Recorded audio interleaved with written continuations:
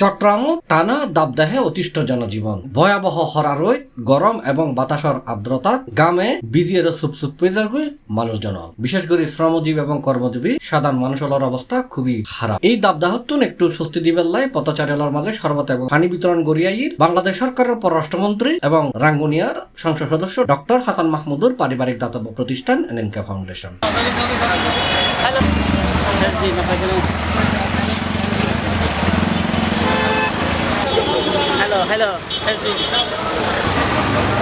ইতিমধ্যে চট্টগ্রাম নগরের বিভিন্ন এলাকাত এই কর্মসূচি চালানো হয়। এবার রাঙ্গুনিয়ার বিভিন্ন এলাকাত এনএনকে ফাউন্ডেশনের মাধ্যমে পথচারীর মাঝে শরবত এবং পানি বিতরণ করা হয়।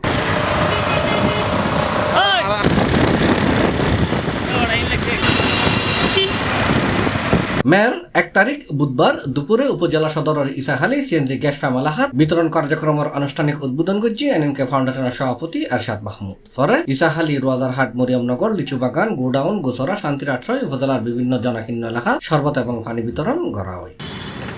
আমরা যারা এখানে গরমের মধ্যে যারা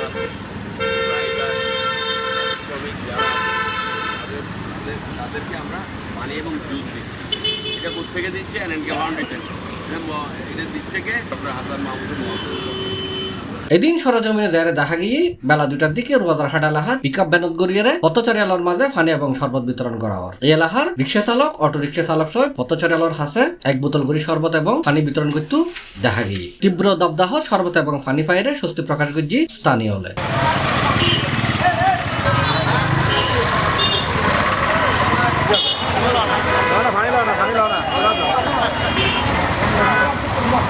C+ চট্টগ্রাম।